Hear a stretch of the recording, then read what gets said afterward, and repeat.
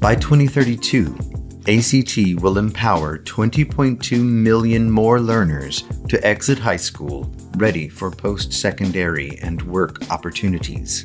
We will concentrate our work around 5 strategic pillars: build, inform, connect, mobilize, and partner.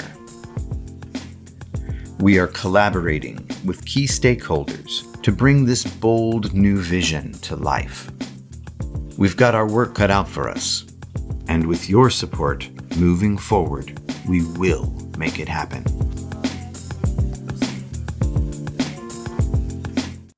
Good morning, everyone. Thanks for joining us today. This is session 6 in the higher education track of the Gazette's Iowa Ideas Conference. So just want to thank everyone for being here. I'm Vanessa Miller. I'm going to moderate this session. I have been a reporter with the Gazette since 2011, and I've been covering higher education for the last decade, since 2013. So yeah, glad to be here. I want to thank our sponsors, ITC Midwest and ACT. And I also just want to remind everybody that closed captioning is available and that the session is being recorded. So yeah, thanks again for being here. As we go through this session, I just want everyone to know that you can, if you have questions that come up throughout the conversation, you can go ahead and throw those into the Whova chat to our moderator, who will send those my way, and then we can share those with the panelists as they come to you. So that way you can kind of participate if you want. And I'm just going to start the session by having each of our panelists introduce themselves and just share a little bit about their, journey into higher education. So, yeah, maybe we can start with you, Michael. My name is Michael Pichaya. I'm a distinguished professor of liberal arts and sciences at Iowa State University. My research area are media ethics and technology and social change. I've got several books about that, but I also have written over, last time I counted, 100 articles for the Chronicle of Higher Education, Inside Higher Ed, and the Department Chair. So I have tried to talk about technology, and not only its delivery, but its effects in the classroom. I've been doing this extensively since 2003.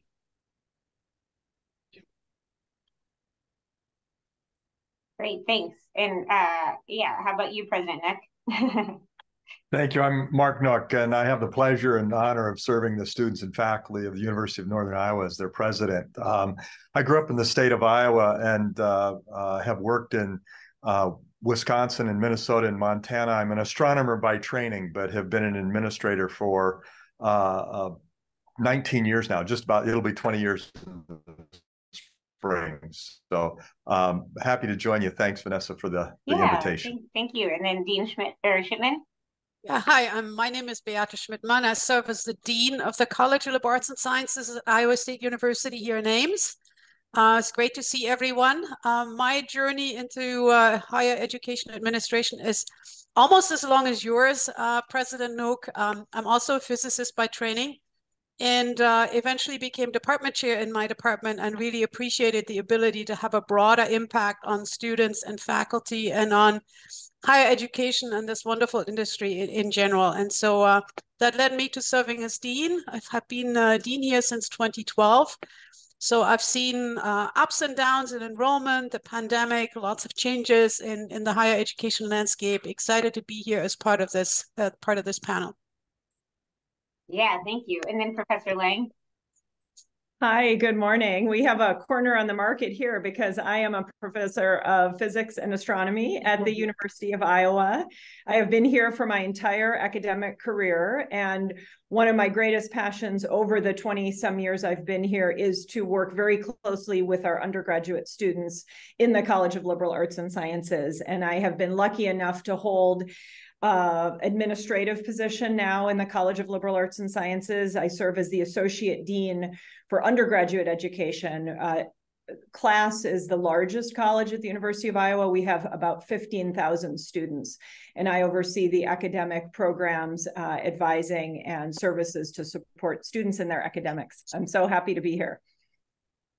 Thank you. And then Louise. Oh, looks like you're muted.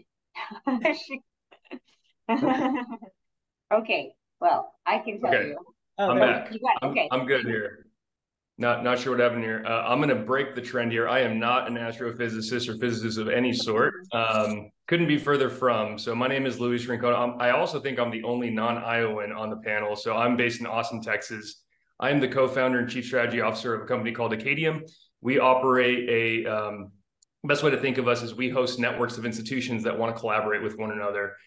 We do not host our own inventory, our own curriculum, our own content. We don't even have our own LMS. What we do is we power, from a technology and services perspective, different ways in which schools want to collaborate. For example, I believe roughly 1 in 6 institutions, colleges and universities, both 2 years and 4 years in Iowa, are on the platform. We host just over 700 different networks, including across 49 out of 50 states and in 7 different countries. In the state of Iowa, for example, we have, I believe, just shy of 20 institutions, many of whom participate through one of the networks that we power, which is the Council of Independent Colleges Online Course Sharing Consortium. We principally aid or act at the nexus of collaboration amongst institutions in the means of sharing access to each other's online courses, but we also provide access to certificate programs, degrees. We also serve the K-12 college-bound population by operating some of the largest online dual credit consortia in the country, as well as enterprise learners who are taking both for-credit and non-credit courses through the institutions on our platform. Very happy to be here. Hopefully I don't go on mute again. Yeah, no worries. Thanks again for being here, everyone. So yeah, I wanted to just kind of kick off the conversation by asking why we're reimagining the delivery of higher education. I mean, just a basic question, but is this just something that happens every so often, or that we do, or that we should do, or was there some like specific impetus for this reimagining right now?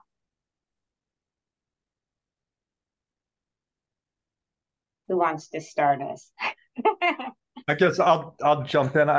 Over my career that expands more than 40 years now, I think there's always a continually an evolution of how we do things, but technology is really driving a change right now. Over the last 20 years, with the way the internet has exploded, the things that are happening now with the development of AI tools, all of this has made it possible for us to not just think outside of the box, but forget that a box exists, and really think about the ways that we can deliver education, not only on our campuses to traditional students, but off our campuses to students that can never come here for whatever reason. And so the pandemic, of course, accelerated a lot of this, and helped many of our faculty members, many administrators see that there's some advantages here.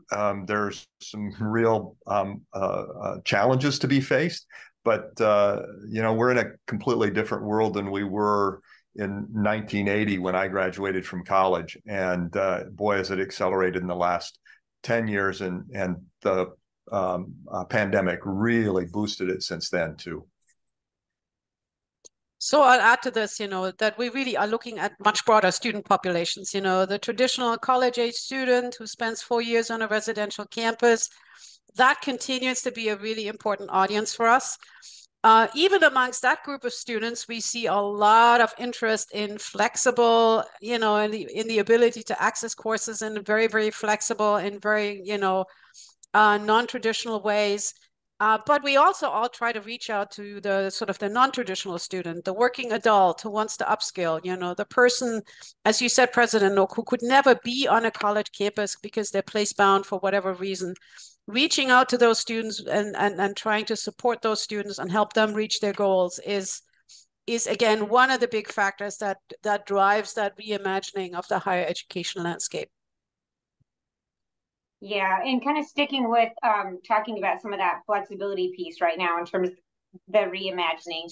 Can you guys talk just a little bit about how we all went to Zoom, during the pandemic, and that opened up sort of a whole new world in a lot of ways that some professors or whatever, hadn't done before. So now that we're back and so many want to be back, what does that look like in terms of like the hybrid options, the virtual options? Like what does that look like locally and nationally, at least too? Yeah. Sure. I'll take a first stab at it. I can tell you, so we've been around for about 8 years now, and prior to the pandemic, there was traditionally two lines of conversations that we had with institutions. One was the benefits to sharing curriculum with other institutions, and the other is the benefits of online learning and why we think more flexibility should be added. To be clear, we do power on-ground enrollments as easily as online, but there is a distribution benefit and a flexibility benefit to students of online, of course. Post-pandemic, the latter conversations just ceased. I don't think anybody really questions the value of online anymore. Now, whether or not they question the outcomes or the actual delivery methods, I think is something else. But for the most part, the knowledge of, okay, we do have to provide flexibility, those conversations completely ceased. So that was certainly, and of course, during the pandemic, there was a huge accelerant in schools needing to collaborate with one another. There was faculty who often found themselves ill or taking care of people who were ill and all of a sudden couldn't deliver as often as they needed to. And the value of having a network of institutions that you can collaborate with certainly found a lot of benefit for students in those situations. Yeah, absolutely. And then on the Iowa campuses, what does it look like today in terms of what you were offering post-pandemic versus pre-pandemic? I can chime in and say that one of the biggest changes we've seen is more engagement with offering courses in an online synchronous format. So before the pandemic, we had a lot of courses that were being developed to primarily serve a small population of distance and remote students, at least in the College of Liberal Arts and Sciences. Some of the other colleges at Iowa have a different population or demographic that they're working with. And those courses pre-pandemic were primarily asynchronous. They were very high quality, but they were didn't have a live meeting time.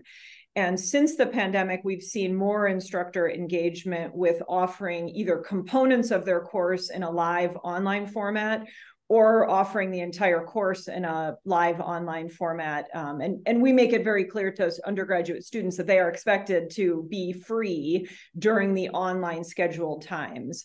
But for some of our on-campus students who, live on a certain part of campus, which makes it difficult to get to central campus, or for students who would rather do the lecture component online, but then come in person to a lab or a studio experience. This has been really fantastic for our students. And also the instructors are asking to offer more of these hybrid options. I think I'll chime in now, Vanessa, about nature of technology, which I want everybody to just take a step back. Because when we say delivery of education, you're talking about delivery of content. And the content is what is accelerating with AI. It goes across companies. It goes across terms of services with those companies. And technology changes everything it touches without itself being changed much at all. I'm going to disagree a little bit with Lewis about the conversations. I'm still having the same conversation that I did in 2003. I mean, when I looked at what we were supposed to address, like in a brighter world in which students subscribe to rather than enroll in college, heck, we did that with Second Life. And we killed Second Life because its terms of service were at odds with Iowa State University's handbook. Now, I want to step back for a little bit when we talk about technology and COVID and delivering of online classes. I think all classes should have a comprehensive multimedia online presence. And students learn 900 times more quicker with visuals than with text. So your content is going to go across companies. It's going to go across social media. So that can be done in one on-site class. And that class actually can be the whole, students can go on there and read everything there and pass the class. It puts an extra burden on professors to put that content into context during lecture. I want to bring up something else that's been a big concern of me, for me since COVID. And I want you to understand that Gen Z has been through so much. Our students have been through a recession. They've been through a pandemic. They've been through divisive school boards. They've been through student debt. They've been through so much that they have high anxiety levels. In fact, the University of Michigan just came out with a new study that says fully 1/3 of all college students are receiving counseling. Now, we get as professors, we get accommodation requests. And the last 2 semesters that I've had students who have anxiety about coming to class, and they want to control their environment the way they did during the pandemic. And I'm warning everybody about the delivery of technology and content losing the interpersonal engagement factors. I don't want my students to have anxiety about going to work and to expect those companies to provide them with less anxiety. I think residential institutions are extraordinarily important. I think we have to get students through things. I think we have to look at the University of Iowa's online AP Academy and get those AP courses done so they can just jump into their majors here. But I'm going to be the voice of a little pushback on technology here, because I've seen so much harm about the hoopladites that want to turn everything into a delivery system with corporations reaping the profits and terms of service that go against our faculty or our student handbook. Yeah, well, I mean, that is one question when we're talking about the changes in delivery. Is this something that is it that there is like some sort of online or hybrid component with every course now, or is it still just that there are more, courses that have this option or that have hybrid options or online options, or or is it more that everything has some sort of virtual component today? So I would say, what has really changed is how faculty are using our learning management system. For those of you out there who don't know what that is, every course is supported through, some online system where faculty can post the syllabus, faculty can post assignments, etc. And during the pandemic, the students really got used to having lectures posted there, being able to access course materials whenever they wanted to. And we see students expecting that a lot today, even if they're happy to be in the classroom, interacting face-to-face with the faculty. They want to have the materials there. They like to have a lecture video recorded so they can go back and listen to it whenever they want to. So we see a lot of that. And, I would say the majority of faculty are responding very well to that. Mm-hmm. They also find that gives them some flexibility, because sometimes, something happens in their schedule, they want to go to a conference or something, the lecture material is there, some engagement can be created with the students, and the class can just continue to proceed. What we see a lot is that students like the options. So we teach a lot of courses where we offer multiple sections, calculus, for example, or, physics or whatever. And so we have face-to-face sections for the students who prefer that. And then we have the online sections for students who may need to have the flexibility to work a job, etc., so that they can pay their way through college. And we see a lot of interest in students in both versions. So they really pick, their preferred mode of learning. Yeah, great. I mean, yeah, because that flexibility piece does seem like a huge pro when we're talking about the changes in delivery. And Michael kind of mentioned this a little bit in terms of potential cons. I mean, is this more work for faculty, or you mentioned like many like it? I don't know. Is there some discussion about that across the board? There is discussion about that across the board. And, I think it's a lot more work for somebody like me, and just kind of judging the ages of most of the faces I'm looking at on the panel. We cut our teeth without the technology around. The technology we had was very different. We still had technology, but we didn't have electronic technology in the same way. The conversion is hard. What I'm finding is that young faculty, or what I'm hearing is young faculty step into this pretty quickly. And for them, it's just the way things are done, right? They've learned, they went through an educational system that was using these kinds of tools. The tools continue to develop, but for them to sit down and get on our learning management systems, to put some videos together and put together a really robust online presence to go with their face-to-face class is relatively straightforward. They don't push back on it much. We've had other faculty, as we went into the pandemic, had never really thought about teaching online at all and found some real advantages of being able to connect with students in ways that they didn't realize they could. So there's, like always in higher education, there is a range of challenges for faculty. Some of it's dependent on the skill set that you brought in. It's all dependent on the skill set that you brought in at that time. So yeah, there is a discussion going on about how do you do this? How do you do it effectively?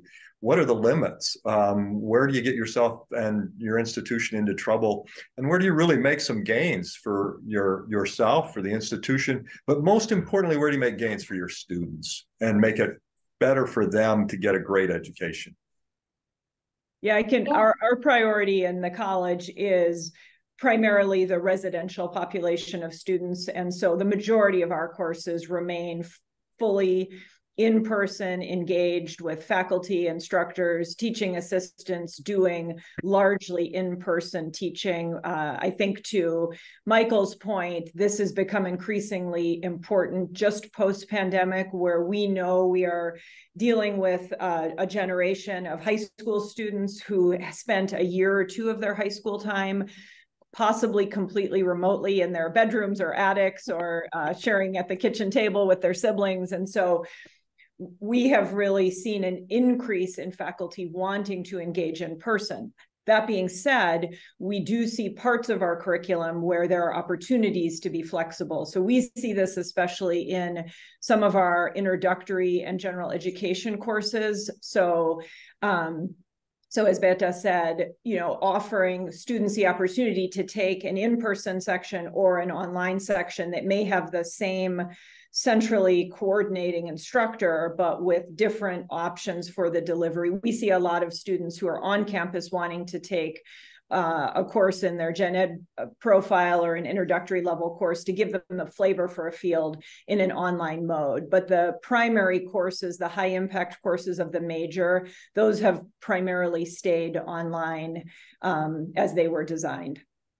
And I want to continue this discussion about face-to-face versus online.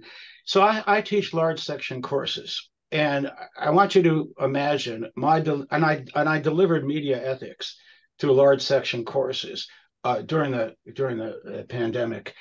The technology controls the engagement.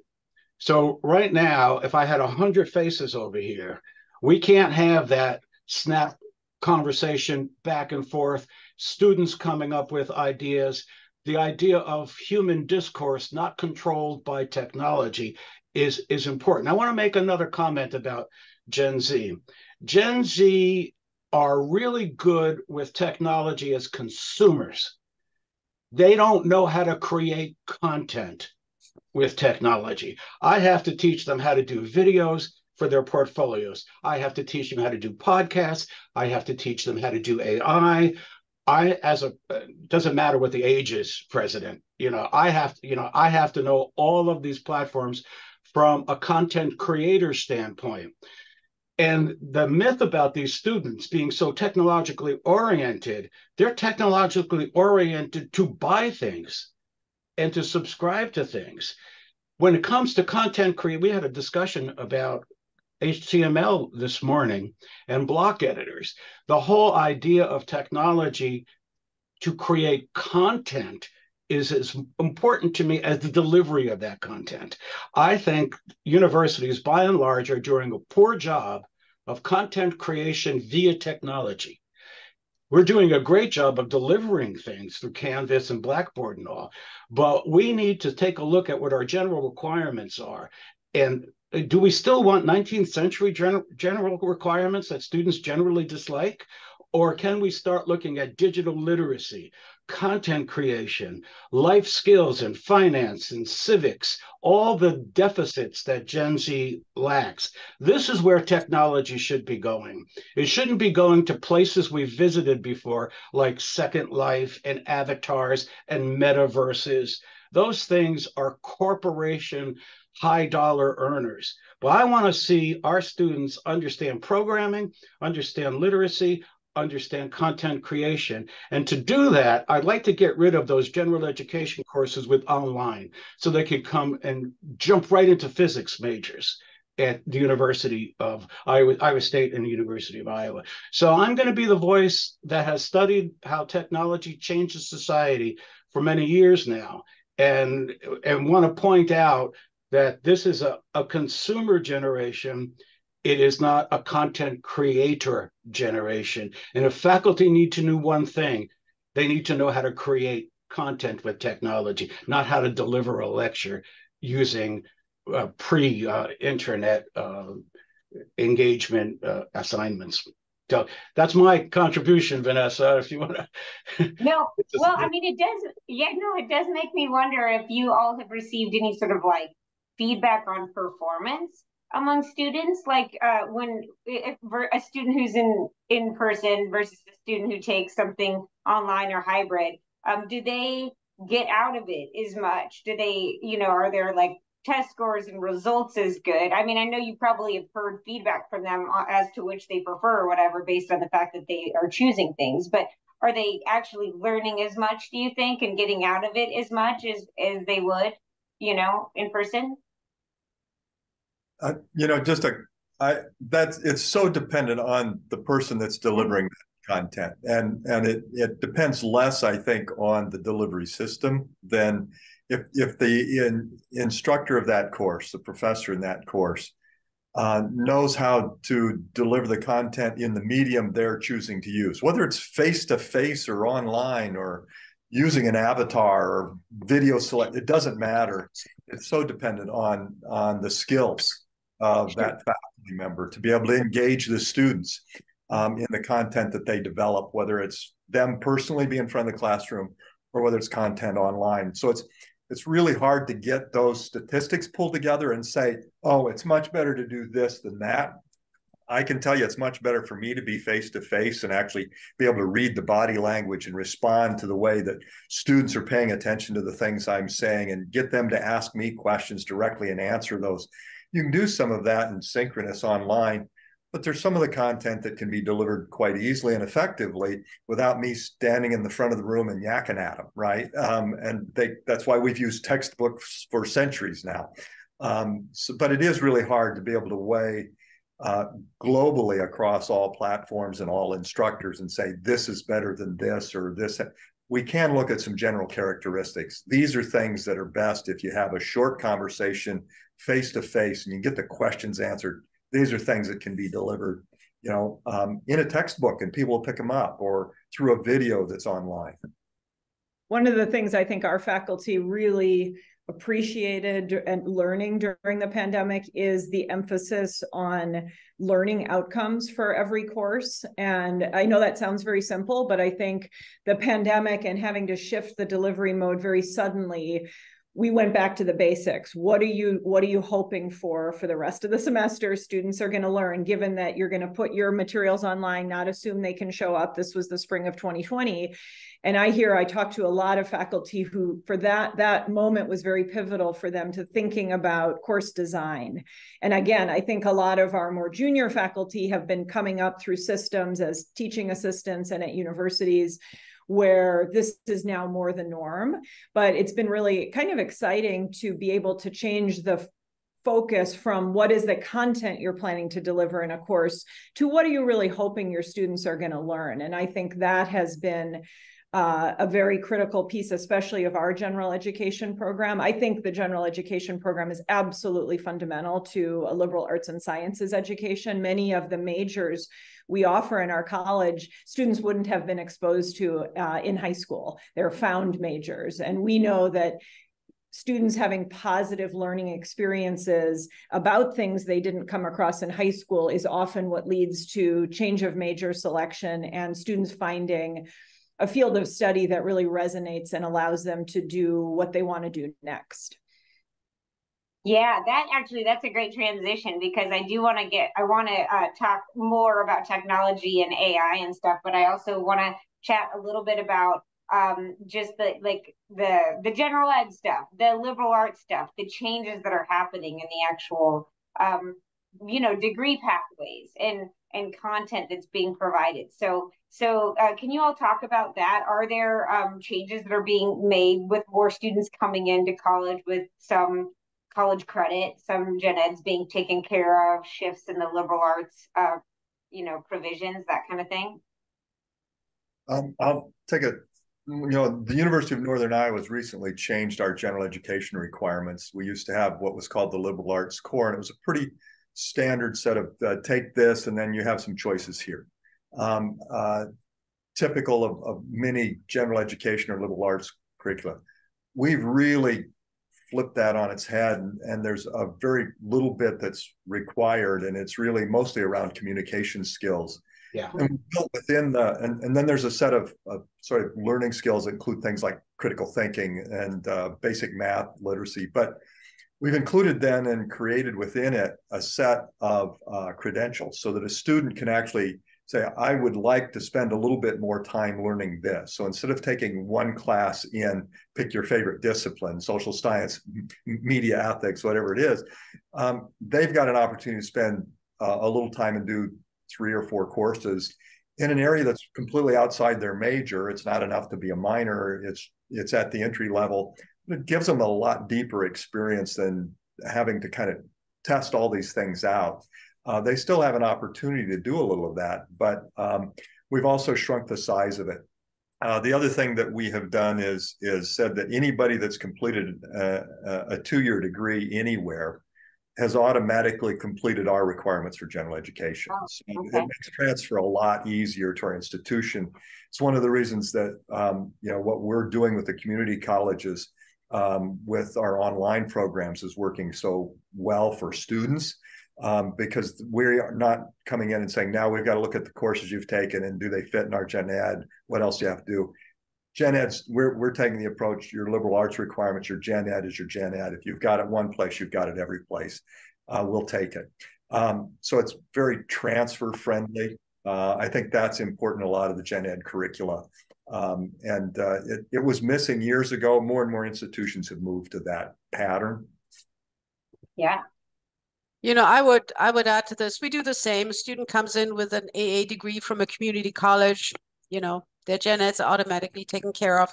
What we see is really, they're different. Every student is different, but there's a group of students for whom it is really important to get through their college career as quickly as possible. Affordability can be a big issue for them. So they're going to try and, get their degree in 3.5 years or even in 3 years. And, we work very much on creating some of those pathways for students.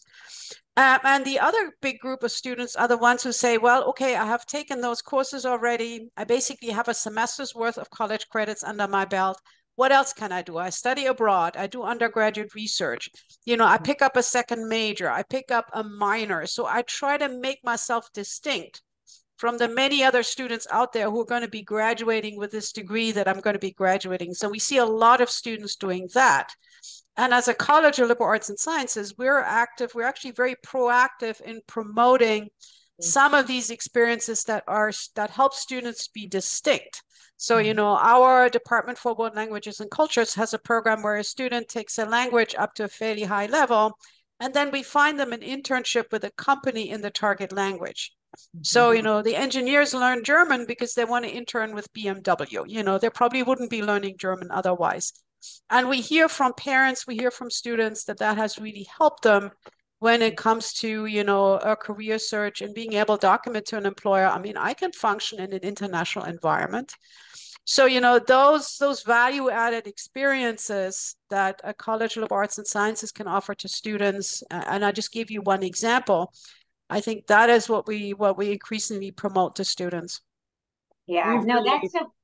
Oh, I was just going to add, if there's time, Vanessa, that we've really leaned into in our college at the University of Iowa, we've really leaned into flexibility and student agency and choice. So we've moved away from the idea that you have particular courses that is the only course that will count for a particular part of the gen ed requirement. And so we are increasingly flexible, as the other campuses have said, around accepting very generously transfer credit for parts of our gen ed or all of our gen ed program, and really working with departments to make it easier for students to transfer in. We really feel it's important for students to have choice in each part of our general education requirement so that they can find something in that category that really speaks to them. And we've been trying to organize the gen ed program around themes. We have a new, quite innovative sustainability requirement that is met by allowing students to pick a course that's in another part of the gen ed program that also meets sustainability. And so we've seen some wonderful combinations. We have our 3D design course in the art school was just awarded sustainability status. So students can take an introduction to 3D design, and it also counts for sustainability. And some of you may know that we added significant flexibility to our world language requirement, which is very exciting. So we now have 3 different ways that students can satisfy a world language requirement, which is critical in a College of Liberal Arts and Sciences, as was just shared from ISU. And so we now are much more flexible in terms of students starting a new language that they may previously not have encountered in high school, such as Japanese or Italian or Russian, and being able to take 2 levels of that language and have that satisfy their requirement. So we're very much leaning into that notion of students being able to drive their choices within our required curriculum. The biggest deficiency that I see in students, and this is my 45th year teaching in a college level, is that as we've moved from a literary era increasingly to an internet and now to a cross-platform multimedia AI environment, there's been one critical factor that students have been failing at, and that's general knowledge. They have, we talk about the knowledge gap in media ethics. And for instance, we just covered Abigail Adams. We covered, this is about media ethics. We covered John Quincy Adams. And the students learned more about what they brought to the table rather than what they learned in high school. And this is how one student said, and they really appreciate knowing what's behind these names. She said that I was taught to recite all the presidents in order. And what high schools have failed to do is that Google is very good at listing things that are you can numerate, but the knowledge gap from that we're getting, as you keep on putting technology into the classroom, now with AI, lots of things are falling to the wayside. The knowledge, the critical knowledge that is needed to have intelligent discussions. And it does depend, President, on the instructor. And what we try to do at the Greenlee School is make it as interpersonal an experience as we can. I'll tell you a practice that I do. I hold the door open for my students and wish each one of them a good day and to enjoy the day. And just opening their door. So I get 100 students pass me by, and I look each person in the eye and say that. They're thirsting for that kind of interaction. Now, when it comes to the assignments, that's where technology comes in. And the required essay is just, that's dead. It's gone with ChatGPT. But we have to come up with new technological assignments that train them for the workplace without losing the personal engagement that makes the University of Iowa, Northern Iowa, and Iowa State University treasures in this state. So we got to be very, very careful when we talk about technology. We've got to know how students have used it, how are we going to use it, and what is going to be the next step. The next step is going to be AI. And we all have to come up with new assignments to be able to incorporate this into our lesson plan. So the whole idea of delivery systems is complex because as soon as you talk delivery, you're talking terms of service. You're talking multiple companies. And that's where in the past, the most brilliant ideas, and we still can't even get our remote TVs to speak to each other. Okay, so keep in mind that engagement and residential learning is extraordinarily important for students who spend 7 to 11 hours per day looking at a screen. All right, so be careful about what we will lose by promoting metaverses in charge of, whose owners are billionaires. Yes, yeah, no, definitely, absolutely. And I love the idea, jumping to the gen ed stuff, just that we're being a lot more thoughtful about personalizing what students are taking in these required courses. Because I personally remember just taking like statistics and society to get my math requirement out of the way, and it was irrelevant to what I wanted to do with my life. So, and even the language thing is really interesting. In Iowa, Luis, I wanted to throw this to you. There are just so many students that have the opportunity to do some of these gen eds and to come in with more specific career paths already in vision for them. But is that something that is true like across the country too, or is the liberal arts landscape a little bit different outside of Iowa?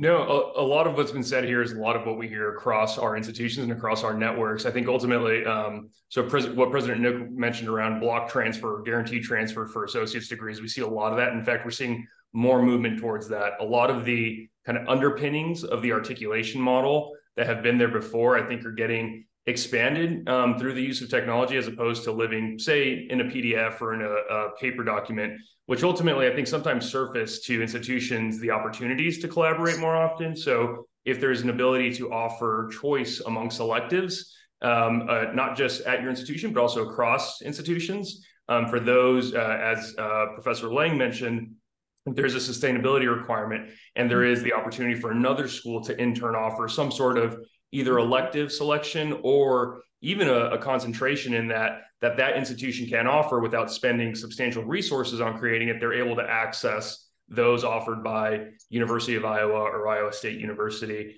I think what we're also starting to see is more transfer-specific pathways that are outlined between collaborations between community colleges and a four-year, whether public or private. They will actually outline if there is a specific discipline that students do know that they want to go into, they can have a guaranteed transfer of specific courses at the community college towards the four-year degree, including reverse transfer. So for those who are unfamiliar, it's if you transfer from a two-year to a four-year prior to receiving your associate's degree, if you continue along the pathway that has been approved between both institutions, you can actually earn that associate's degree while enrolled full-time at the four-year institution. And we're starting to see a lot more interest. In fact, we just wrapped up, or are wrapping up, pardon me, a 3-month discovery project around that work and how to extend software. Again, we don't provide any courses ourselves. We just provide the means for institutions to say, yes, this works for us, or no, that doesn't work for us, and be able to use each other's courses and pathways to better suit student choice. Yeah. Well, yeah, and I know President Nook can probably talk to that a lot too, but is that what we're looking at when we're talking about reimagining delivery? Is there a lot more collaboration happening, with community colleges, but also with privates and other universities? Is that something we're going to see more of, do you think? I think we will see students being more mobile and receiving their education from multiple educational entities. There's still going to be a large portion of our students, of our population, who at 18 go to a traditional university. And that's going to be true for a long time because, as Michael said, many of these students really are hungry for face-to-face learning and hungry for the environment that colleges and universities provide. And we're going to see that continue. There's another group of students, some of them in the 18 to 22-year-old range, but more of our adult students who are place-bound, that may have not had a higher ed experience at all, or may have had a 2-year degree, may even have a 4-year degree, but need the next degree to be able to move up, or need some level of education to make the career change that they want to make. And those are the ones where, the delivery in an asynchronous, in an online, even maybe with an AI service at some point in the not too distant future, is really going to be helpful. I think in all of this conversation, it's easy to get tied up in talking about delivery. What we've really got to do and always keep the focus on is what are the learning outcomes we need? What are the real goals of this education? And then once we know that, and we know what that individual student's after, what their educational and their professional goals are, what's the best way for them to engage in their educational process, and how can we deliver that? But it's first and foremost got to start with what are the outcomes that that student needs? What are their educational goals? And now guide them to getting into the path of education that's really going to help them do that most effectively and perhaps most efficiently. We've seen some great partnerships at the University of Iowa with our Big Ten peers in terms of some shared courses. So there's a program by which students at the University of Iowa can participate in a hybrid mode in a course that's offered at another Big Ten institution. We're part of the same consortium, and that's really helped us in terms of some upper level specialty courses where we may not at the moment have the expertise in a particular field, but one of our colleagues does. And we're looking at some really fantastic offerings for even this upcoming spring. There's a collaboration right now between our museum, our new Stanley Museum of Art around our well-known African art collection, and the University of Indiana, or Indiana University, where they also have a similarly important collection. And so the curators are going to be teaching a course for our art and museum studies students, where the students are going to benefit from a hybrid modality for the course and then field trips between the two campuses. And so I think things like that, again, very small level, that's not a typical course offering, but in some specialty areas where we may not have the expertise, the students are going to benefit from peers and faculty at other institutions. I want to talk a little bit about assessment because we're talking about course outcomes, but I want to talk about assessment. And I want to talk about what's left out of traditional assessment when we're talking about online delivery systems. We fail to assess the technology that's delivering the content. In other words, we treat online assessment with direct measures and indirect measures the same way as we do face-to-face. Now you're adding a component. Now we still assess the validity of the textbook, right? We still do that, but we're not assessing whether Canvas is delivering, whether Studio in Canvas is an effective means. We're not getting student feedback on the delivery system. Now, if we're going to go online, we have to change our assessment practices to assess the technology and its efficacy in the delivery of content. That has been missing nationwide. Yeah. Well, I do want to talk a little bit about AI and where that could take us in the future. Quick question though. Are we in terms of Wi-Fi access in digital equity and that kind of thing, is that still an issue? I mean, it obviously used to be, especially for rural parts of Iowa. Is that still things that are concerns or issues or anything that you guys are having to address in all of this? Absolutely. And it's not just Wi-Fi access, it's hardware access, right?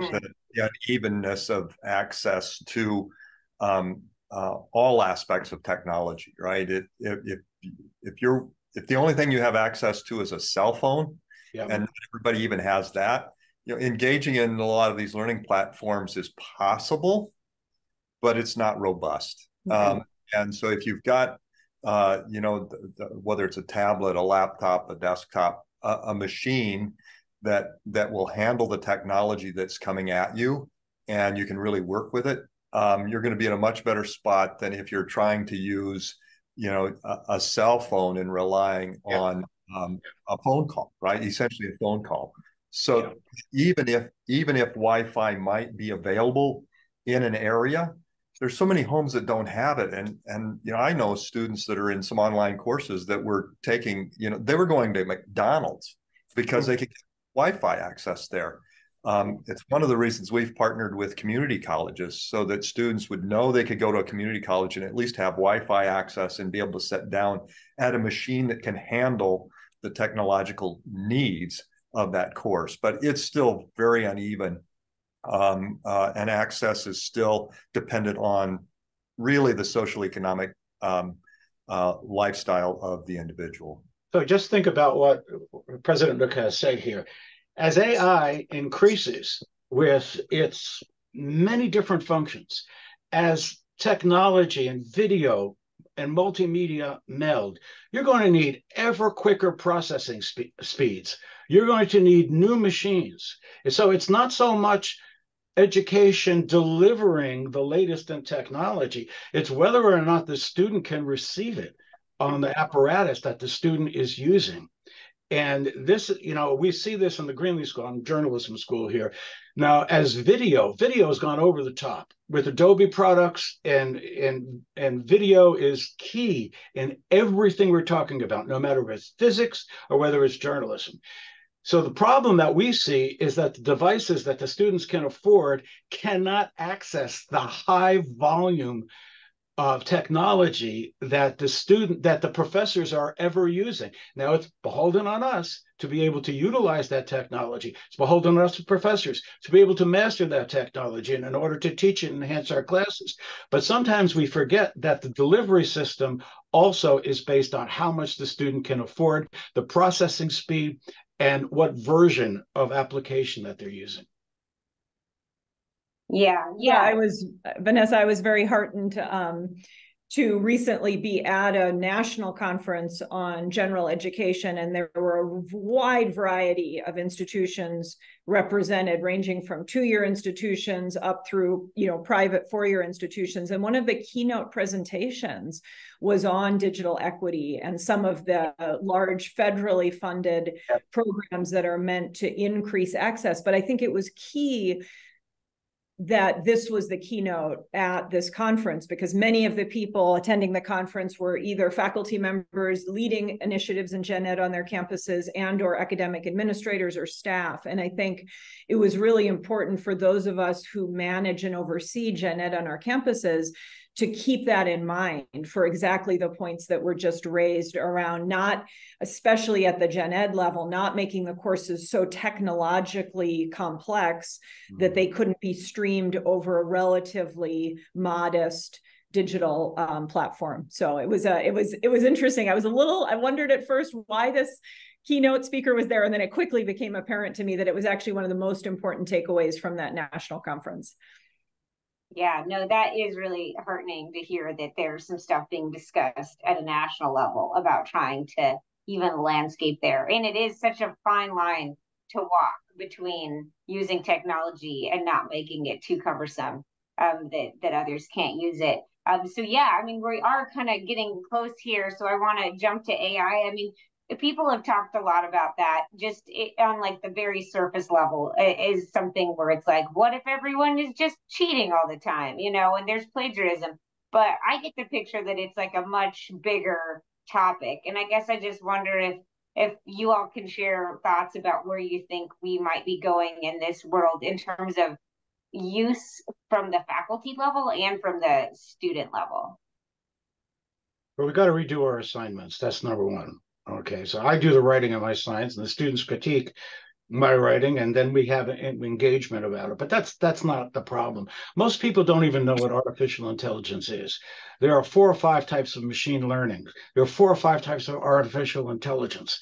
And as you go up the scale from Netflix recommendations to essays, and what you get is what we call AI hallucinations. Those are errors that AI delivers us. As you go up to the AI ladder, the errors go from the wrong recommendations of Netflix to possible military engagement as machines are taking over so much of our lives. So in our classes, we have to define what artificial intelligence is, just those basics. I just did a presentation on this for the Midwest PR Public Relations Society of America in Des Moines.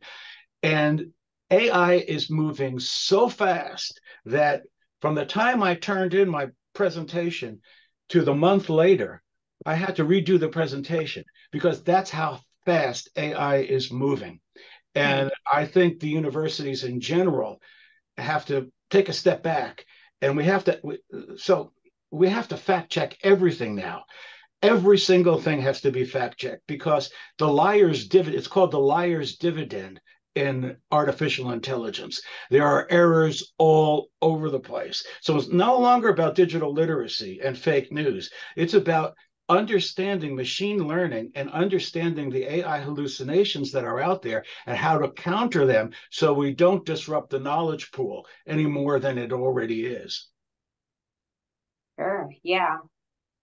Yeah, a couple thoughts. And right now, a lot of the discussion that's happening on campuses is around tools like GPT, and ethical use, and helping students understand how to use them as tools, and helping faculty understand how to use them in tools and their limits and things of that sort. And that's a good conversation, and it's one that's absolutely needs to happen. There are other applications for AI across our universities that I think are actually going to happen fairly quickly. And that's the way that we interact with students in perhaps non-classroom situations, right? And my guess is all of us already have chatbots on our library websites, right? Helping students find the right resources, helping faculty find the right resources.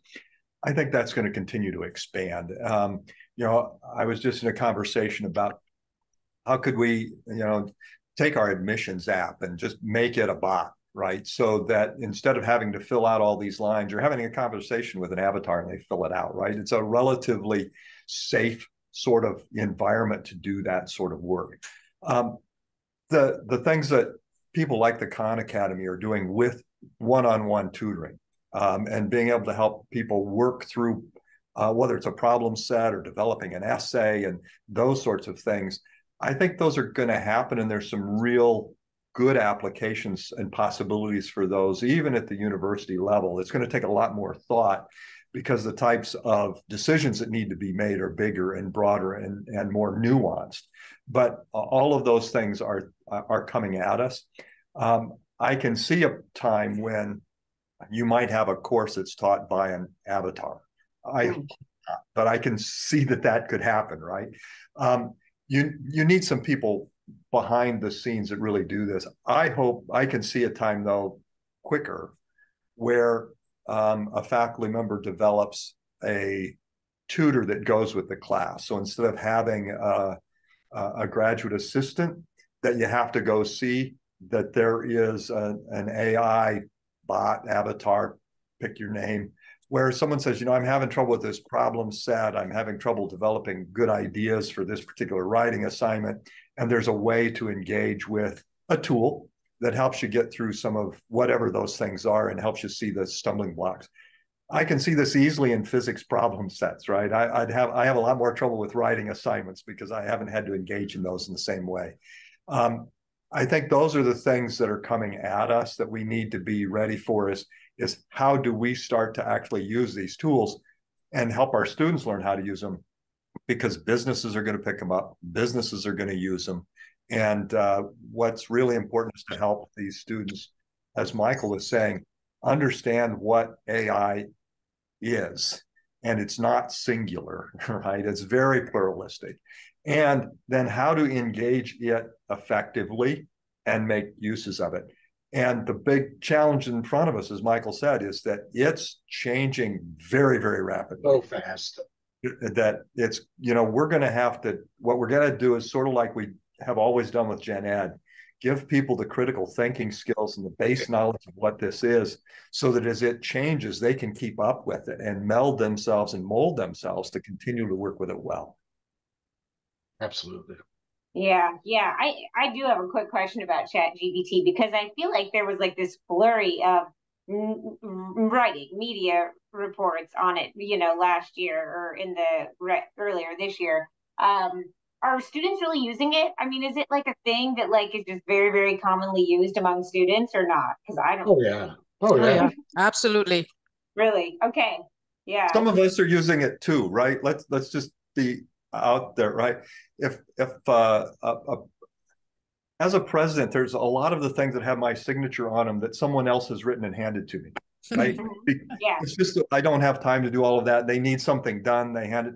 How's that different than having ChatGPT do that, right? It really isn't any different at all. And I think you're going to see more and more of that at the professional level and in business and even in education. Well, I was special assistant to President Robert Glidden and at Ohio University, and if I made a mistake, he'd either hit me physically or fire me. All right. Now, I understand what you're saying, but who are you going to fire, President Nook, who makes the mistake on fact checking? And I mean, the amount of errors that is present with all of these machine learnings is phenomenal. I don't know about in physics, but I can tell you in communication, ChatGPT is loaded with errors, and our students are not trained from high school to fact check everything. And what ChatGPT and all these AI machine learnings do is they say things so convincingly, they reference, so they make up total references. I mean, in my class, I will say, make a biography of the concept of interpersonal divide by Michael Pichea, and I can tell you half of the references are totally made up.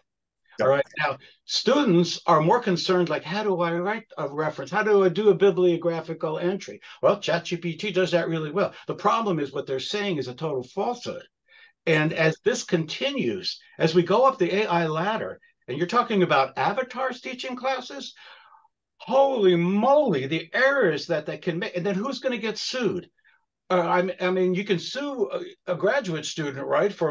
But you can't sue the avatar. And if you do, the terms of service says you got to go to California to do it. All right, this is far more complex than we're actually talking about from a corporate perspective. So I'm going to limit myself to say that they're starved for personal engagement.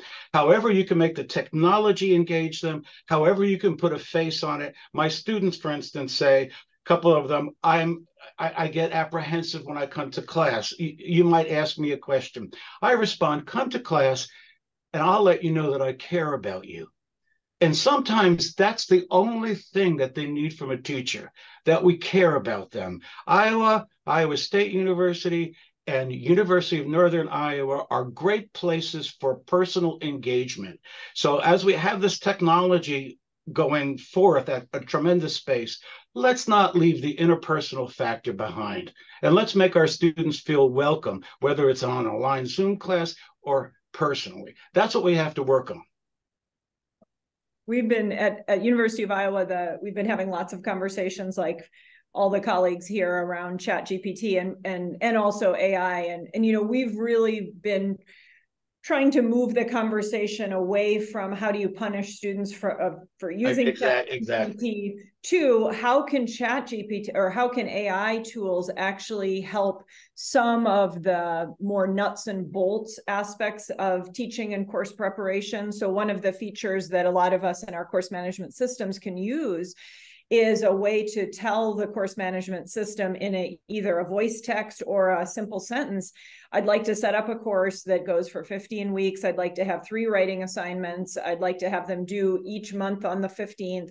And what's amazing is that is a huge time saver, because we all know how course management systems work. And right now, to go in and design a system like that will take quite a few hours. And so that, I think, is an example of something that's already happening that can actually help faculty and instructors create templates and blueprints very simply. So we've really been trying to, while we have been giving faculty great advice around how to have those tough conversations with students, Michael, to your point about what ChatGPT can do, what it can't do, we have instructors using unbelievably creative activities in their class in real time with students to show them the benefits and significant challenges of ChatGPT. We've also been trying to balance the conversation with the ways in which AI can be incredibly helpful to us in higher ed. And one of the things I think a lot of us have read about are chatbots that can answer very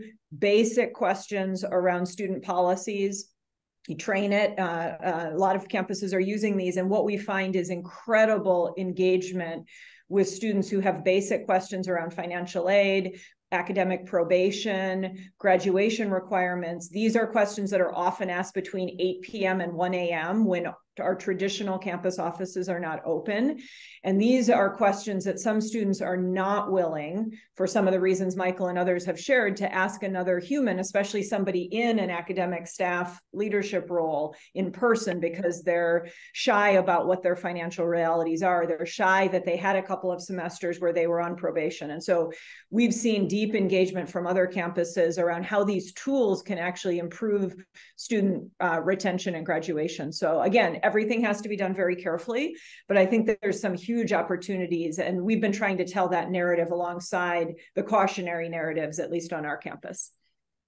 Yeah, awesome. Well, you guys are great. I'm so glad that you're all the thinkers that are in charge of this. I feel like the students are in good hands.